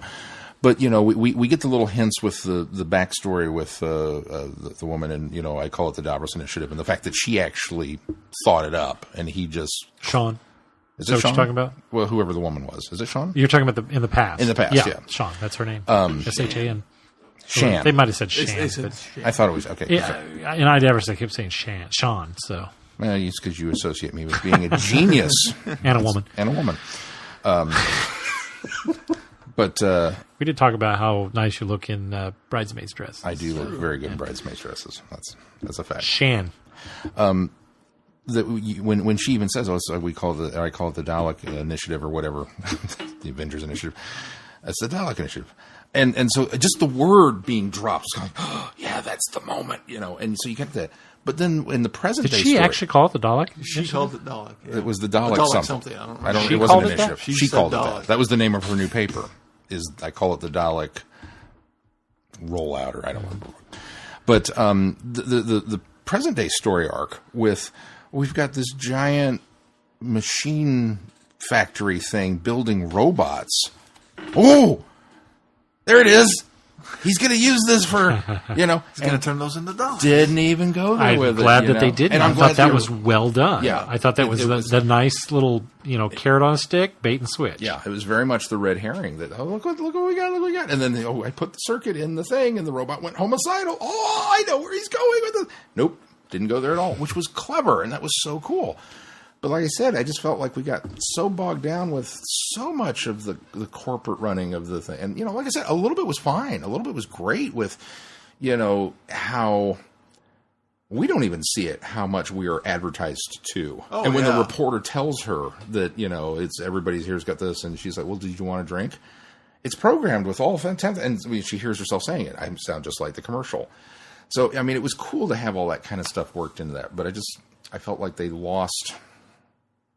for me, the Davros story, because we got caught up in, oh, there's this corporation and we're doing this, we're doing this, and we're doing this. It's not about Davros anymore. It's about what Davros is going to do.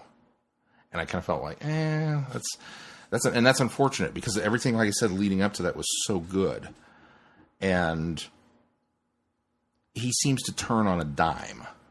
That was an issue I kind of had in both instances.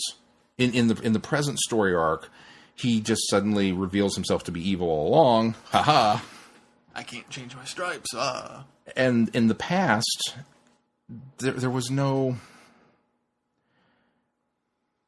They tried to make it that he felt jilted, that Shan was off with this politician and smarter than him, but that his undying love for her was, you know... Yeah. Was not returned because she was off running around with this politician. So he blamed the politician for everything and had her sentenced to death, and that was it. But it just felt like it all of a sudden just like you talked about Vision kind of da-da-da-da-da, and then all of a sudden, boom, it had that same kind of we're going, and then bam, here's the end of that. I need to get all that out. Dalek Solution. Thank you. we need to get all this out of the way because, well, he's Davros. He's got to be evil. And, revert back to type very quickly so that I can wrap up all this. I was like, well, you wouldn't have had to do that if you'd have dropped the corporate stuff and dealt with the story. I don't know. Like I said, I liked it. I did like it. And a lot of it was Michael Terry Malloy. And Colin. Of course, Colin's always good. Yeah. But, Oh, and I think the supporting cast did pretty well. And at least... Does it say who the CEO was? Arnold Baines? I recognize his voice. I recognize his voice, but I didn't recognize it. I don't know where I recognize it from. Horsefall. Oh, it's Gulliver. Yeah. Yeah, from Mind Robber. Yeah. And Chancellor Goth and his wife was played by Wendy Padbury. She also sounded familiar. I couldn't place Lorraine Baines. Yeah. From Back to the Future. It's like, oh, come on. I could not quite place her, and that's her voice. And it wasn't until I think it was part 2 that I looked it up, and it was like, oh, okay, yeah, I could see that. And then she wasn't in as much of part 2, so I was gonna.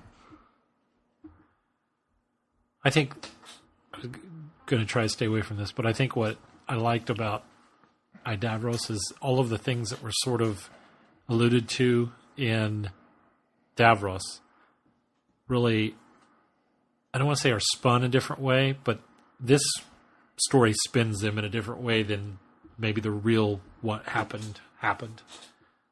The paper she wrote, The Dalek Solution, was his inspiration for going the route that he did with the Khaled race. Right. Interestingly enough, her Dalek solution isn't what the plan ends up being.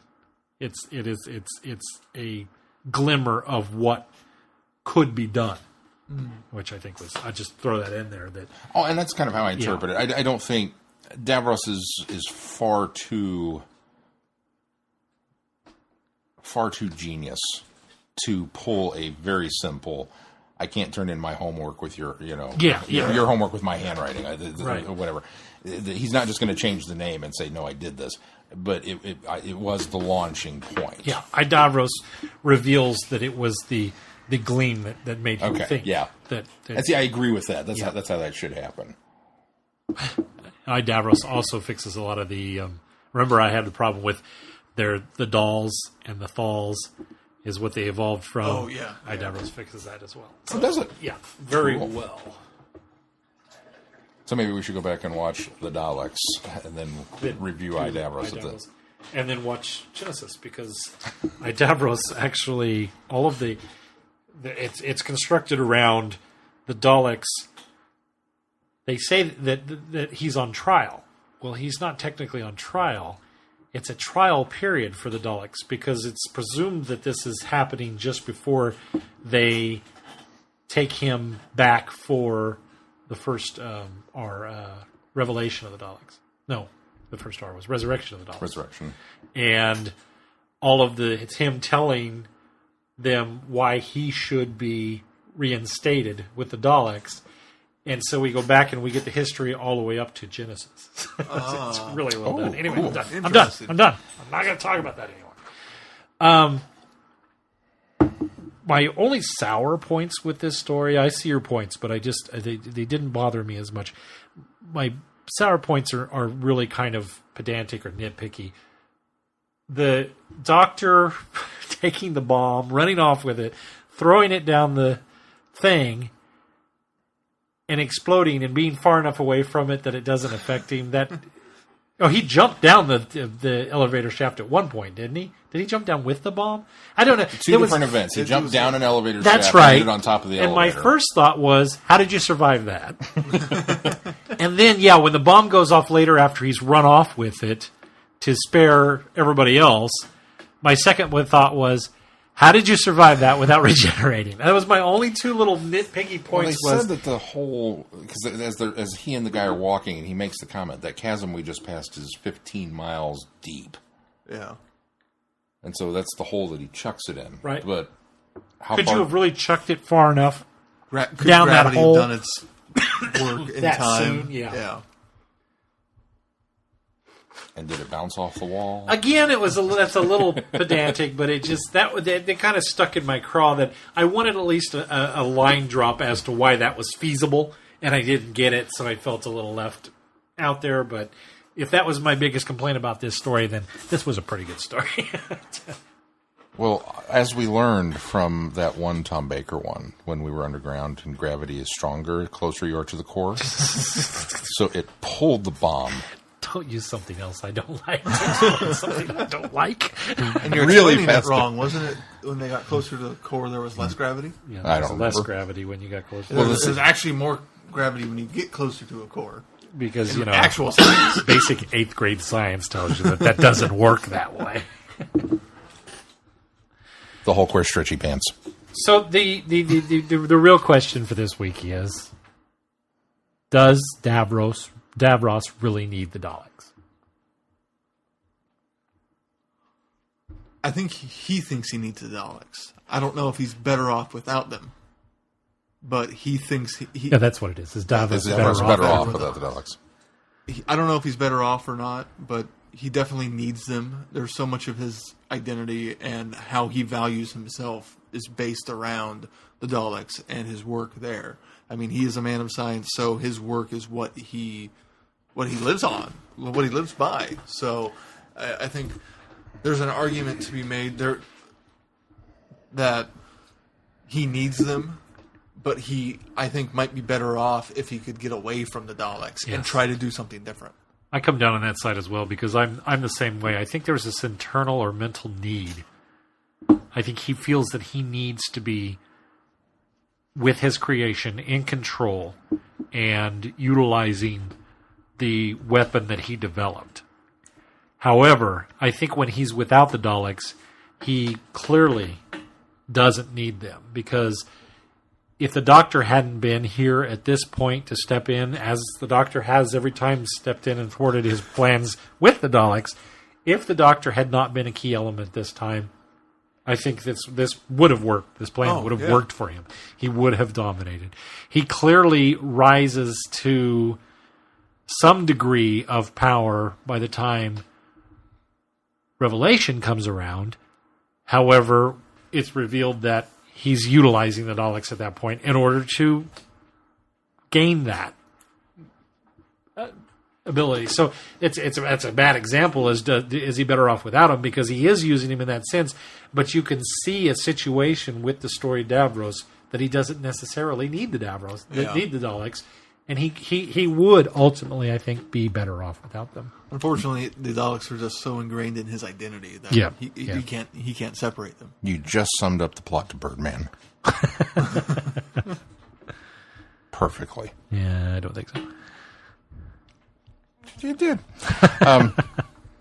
I'm How did I perfectly sum up the plot to Birdman last week and this week? He needs them. It's got a lot of plot. Yeah. It's layers. Layers among layers. It's like an onion. Like an ogre. I think Davros, and he's very. I'm going to use the Birdman example. He's the actor. He's Orson Welles. You know, Orson Welles came out and did War of the Worlds. Orson Welles went to Hollywood and did Citizen Kane. And now what? And he frightened everybody with how genius he was, and never kind of reclaimed that height of his power. Davros comes out, and he's a brilliant scientist, and he has some small successes, and then builds the Daleks, which is the pinnacle of, in his mind, look at what I can do. And then spends the rest of his life trying to recapture the glory of that moment. And never quite gets there. Absolutely, he's better off without the Daleks. He could do so much stuff. He could do so much good. He could do so much evil. He could go create the virus.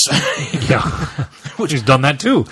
Which is another reason I never quite in order bought to bring him. back the Daleks. That's another reason I never quite bought him as reformed. I want to reform. It's like the guy that said yes, I would do that. Yeah. Exactly. No. Exactly. But I mean, you could do, and obviously anything he applies himself to. I mean, He succeeds quickly. Now you sound like my 8th grade teacher. Yeah. Anything you apply yourself, you can do. You know, I don't understand this world. Well, here's a page of, current economics. Okay. An hour later, here's a formula that will destroy this. Okay.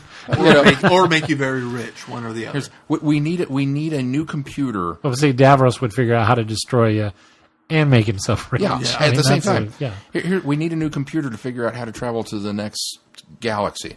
Okay, here's 2 hours later. Here's a working prototype. Yeah. What? Just, he doesn't need them, but he can't see that. Right. Is the defining character flaw for him is that he's so wrapped up, as you said. Go back to what Keith says is that it's so much part of his character. It's Tim Burton would be so much better off without Johnny Depp, but he just can't see it and he just can't let go. Next week on the podcast. That was a good analogy. It is. I was going to go with the Kevin Smith one, but that works much better. Kevin Smith is so much better off without Ben Affleck. But I was going to make the analogy of Kevin Smith also can't. He's trying to recapture his past victories and going back to the well for Clerks 2 and eventually Mallrats 2 and Clerks 3. It's kind of. Is he doing a Mallrats 2 and Clerks 3? Yeah. Oh, dear. But he's going back to that well because he can't top where he thinks he peaked. More on that later. It's this one for me is pretty cut and dried. Is he better off? Yeah. In my mind, there's no question of it. I don't think. And now, of course, we haven't recovered all the Davros stuff yet, but. With what we have to go off of, I don't think there's any reason for him, other than his twisted, stupid psyche, to keep chasing that rabbit hole. Yeah. Interestingly enough, I think we would draw the same conclusions had we all listened to Davros. Everything that you glean from this, in that sense, is just really more quantified with the Davros series. So there's a lot of fan service to it, but you glean just as much out of it as you did as far as Davros' character. Let's flip this argument. We talked a little bit last week about the idea of what if the Davros, what if the Daleks led by Davros had become this unstoppable thing and hadn't had this falling out and this constant squabbling and civil wars and all that kind of stuff. So he invents the Daleks and they go forth and annihilate a bunch of people and enslave a bunch of planets and reign supreme with Davros on top. How long before he gets bored? How long before you get the scene from Superman 2 where he's sitting in the Oval Office watching the little balls click and he's got somebody giving him lip service about, you are master of all you survey. And he says, as I was yesterday and the day before. What does Davros do at that point?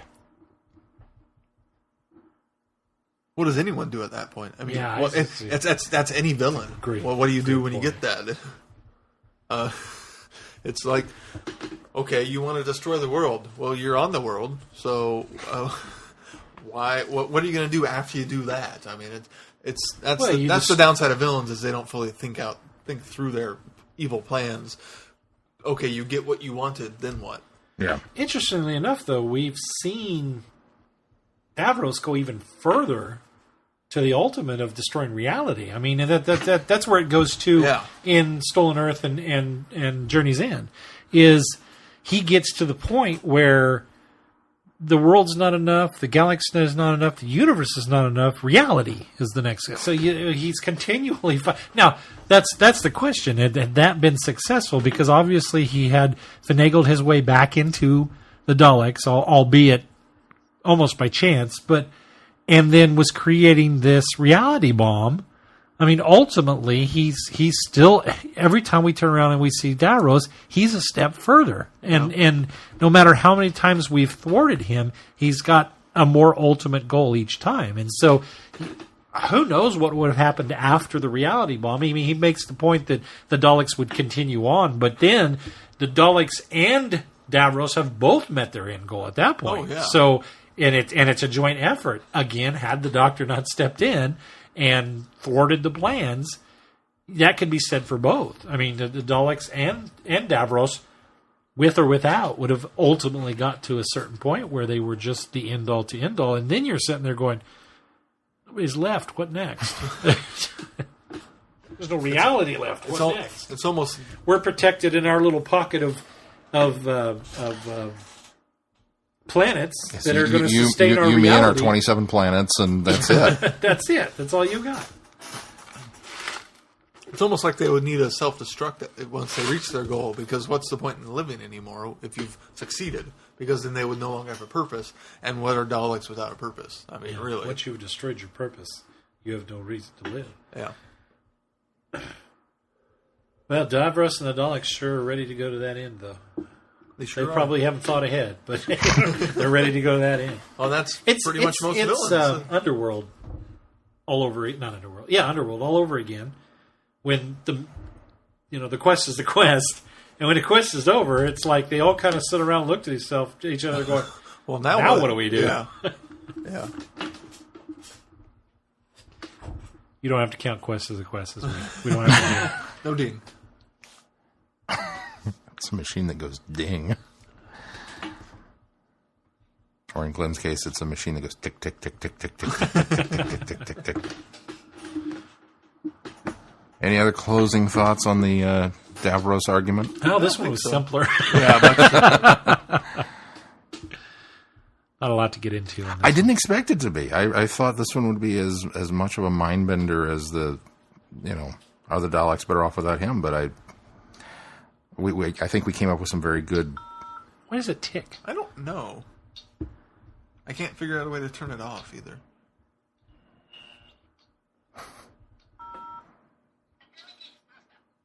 Can you make it ding? You can make it tick, obviously. I am K9. Negative. I do have offensive capability. It is stimulating to communicate for once with something other than a rigid and unpredictable That a organism. ding? Too That a many ding? variables. Warning you. Friend. That's all he says.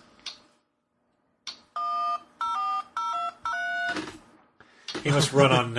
I guess you could take a phone, an actual phone, and control K9 with a dial touch phone, touch dial phone.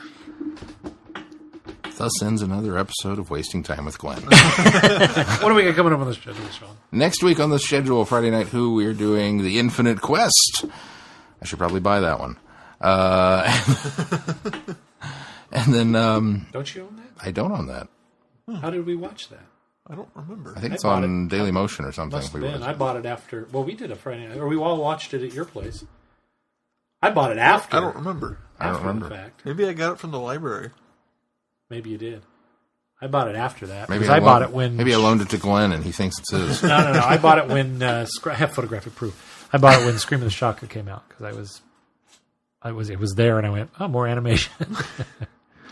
But so we're going to do that, and of course we've already reviewed the story, so that will free us up to talk about other drawn adventures with the Doctor as we get into our Titan Comics review. And you're not going to want to miss this one because there will be giveaways. Yes. Yes. Giveaways next week. Giveaways. Prizes of epic game show proportions. I mean, we're giving away free things. Or is it epic prizes of game show proportions? What is an epic game show? What? Anything else? You want to go further than that, That's or are as we far just as going the to schedule is tease? posted at this point, all right. which I will have Well, hopefully the rest of it done tomorrow. Because and we post better it come up online. with a Peter Davison Beyond the Doctor. We should come up with that. Should we mention that we are only going up to 6 this year? We finally landed on we that. can. I think we can talk about that. If you've been following along at home and know that we've been doing this wonderful thing called Beyond the Doctor, where we are visiting other roles that these actors have appeared in, we have determined that we are going to go up through 6. So we're going to do, not that we're ending it, but we're going to do Peter Davison and Colin Baker this year, and then we will stop in preparation for season 9 starting, because it's going to be difficult to work around 13 weeks of solid New Who coming out, and didn't want to try and squeeze something in at the end of the year when it gets lessy and difficult. Squeeze all last three doctors in one episode. Right. Yeah, it's too much of a mess. So we're going to do the first 6 Doctors this year, and we'll do the next 6 next year. So there's something for you to look forward to. We're already scheduling for 2016. That's how much we care about you guys. We have no idea That's what how we're going much to do we yet, trust but will still be around. That's there's that. And if you'd like to ensure that we're still around to hit the 2016 goal, you can certainly visit our Patreon page and find us on Facebook and find us on Twitter, and we have a YouTube channel and apparently a Periscope thing. And Did you say support us on Patreon? I did say support Oh, us you on did. Patreon. Okay. Or buy stuff from our Amazon Buy stuff from our Amazon Or buy stuff store, from our Amazon or the Traveling the Vortex spread shirt. You can actually get Traveling the Vortex merchandise. I promise in the coming 2 weeks there will be more options to buy things up there, and there's also Google ads on there. If you say anything that tickles your fancy, click through that and score us some points for that as well. And as always, we haven't said this in a while, but thank you. Yeah. You know, for continuing to tune in and listen and send feedback and tips of the week and everything that you guys do, because you know, we're what is what number? 227. 227 is just kind of insane to me that we're still here and still doing it and still having fun with it. So, thank you for that. All right, that's going to do it for this week. Until next week, I'm Glenn. I'm Sean. I'm Keith. Cheers. Good night, everybody. Be seeing you.